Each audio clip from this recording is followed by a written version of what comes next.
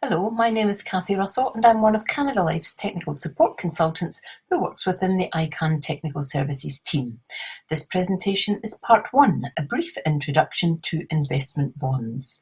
I'm going to run through the taxation of UK and international bonds and the advantages and disadvantages, and hopefully once you've listened to part 2 on collectives as well, you'll have sufficient information to demonstrate that there is no definitive answer which fits all clients. It has to be looked at on a case-by-case basis. If you would like any further information, please email us directly. Now on to the presentation. If we look at the taxation implications, we discover that investment bonds are liable to income tax. Looking at the insurance company tax position, we'll start with UK funds. These are taxed internally, whereas international funds benefit from near gross roll-up. I say near gross roll-up because any withholding tax deducted in the country of origin is not reclaimable by Canada Life International or Canada Life International Assurance. Therefore, the impact of tax is UK bonds are taxed within the fund and they may be liable to UK policyholder higher or additional rate income tax, depending on the individual's tax status. Note, they do have a basic rate tax credit for basic rate taxpayers, whereas international bonds are liable to UK policyholders' marginal rate of tax, again subject to the individual's tax status. When we look at the rates of tax applied to a UK life fund, it's corporation tax they pay, and we have 20% on rent and interest and 0% on dividends. On capital gains, it's 20% on fixed interest and roughly 18% on equities. This is because the tax on the annual gains can be spread over 7 years. Let's consider when a chargeable event will occur. There are 5 main occasions. The first one is death of the only life assured or of the last of multiple lives assured to die. The second one is assignment, but note this only applies when it's done for consideration. Assignment as a pure gift does not give rise to a chargeable event. The next one is maturity. If the policy reaches its maturity date, that will force a chargeable event. Then we have excess. And what do we mean by excess? Well, any partial surrender in excess of the available cumulative 5% allowances. Finally, we have surrender. A full surrender of a segment or a full policy would also be a chargeable event. Looking first of all at the non-taxpayer, we see that they cannot reclaim any tax deducted at source. Starting rate taxpayers and basic rate taxpayers have no further liability as long as the total of their taxable income and the top slice of the gain does not take them into the higher rate tax bracket. Higher rate taxpayers have a further 20% on the net return, and we'll look at how this is calculated in a moment. Finally, additional rate taxpayers pay 25% on the net return. I mentioned that the life fund receives interest net of 20% tax, and there is no further liability for the life fund. But if you have a higher rate taxpayer, on encashment they are liable for 20% on the net interest. They can use top slicing if the total gain takes their taxable income into the additional rate bracket.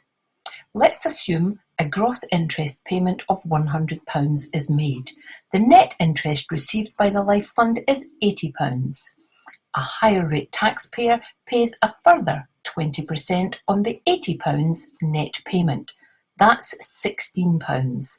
And that gives us a total tax payable of £36, which is an effective rate of just 36%, not 40%. If we look at the same example now, but for an additional rate taxpayer, we've said that an additional rate taxpayer is liable to 25% on the net interest received. So our £100 gross interest reduces to £80 net. The additional 25% tax would be £20, giving us a total tax payable of £40 and an effective rate of 40%, not 45%. Moving now to international bonds.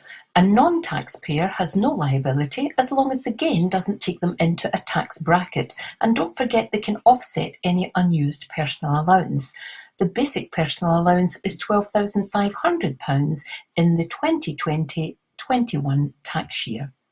A starting rate taxpayer with non-savings income of less than the personal allowance pays 0% tax on the next £5,000 of gain, as well as 0% on any unused personal savings allowance. A basic rate taxpayer pays 20% on the full gain over any unused personal savings allowance, but they can use top slicing if the full gain takes them into the higher rate threshold. A higher rate taxpayer pays 40% on the gain over any unused personal savings allowance, but again, they can use top slicing if the full gain takes them into the additional rate threshold. And an additional rate taxpayer pays 45% on the gain. They will have no personal savings allowance available. The next question we should consider is, when does the investor have to pay tax? Basically, whenever a chargeable event occurs. And remember, there are two ways to take money from a bond.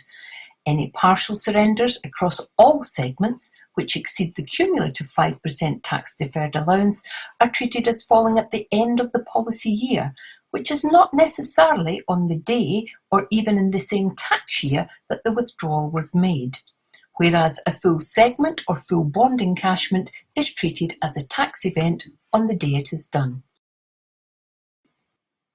Let's look at an example. We could have two partial surrenders, both done in the 2021 tax year, but you need to look at when the policy anniversary arises, and you may see that the client will pay any tax due on the first partial surrender in the 2021 tax year, but the second partial surrender falls due at the end of the policy year, and that falls into the 21-22 tax year. So two partial withdrawals made within the same tax year can actually be taxable in two separate tax years, which may mean the client can benefit from a lower tax rate if the individual gains do not cross the higher rate tax or additional rate tax threshold. Let's look at advantages of single premium bonds. They don't produce income, which obviously avoids any income tax assessment for the time being.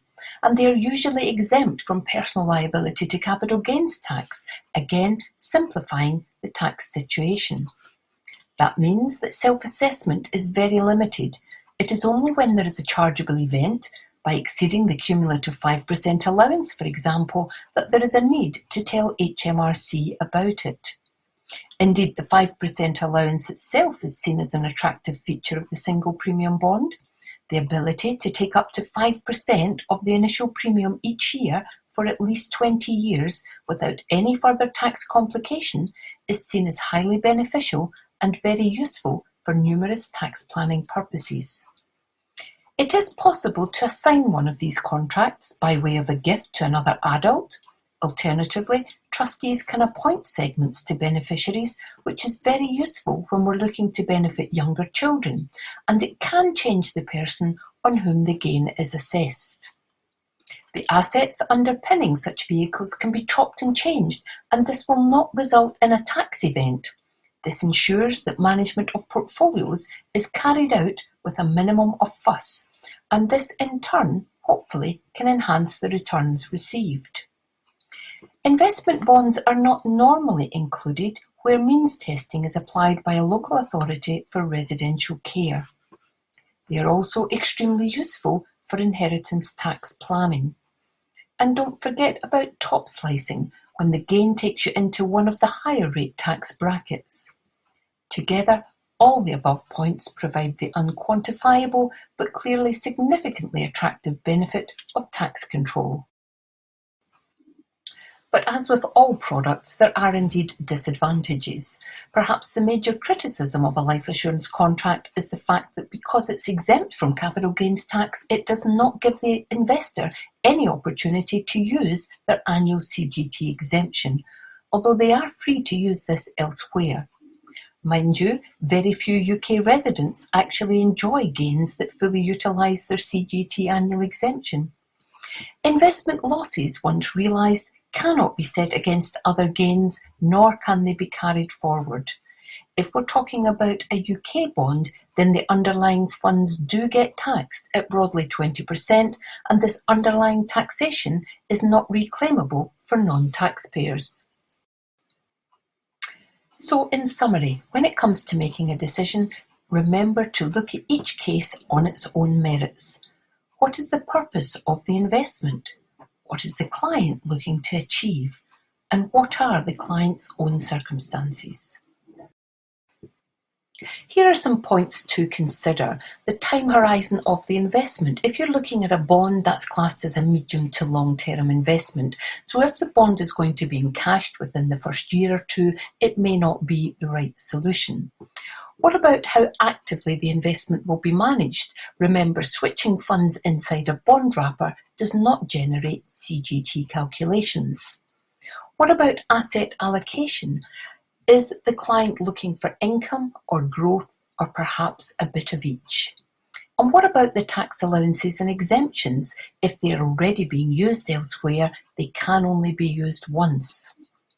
What about the assumptions you're using for tax rates on gains and income going forward?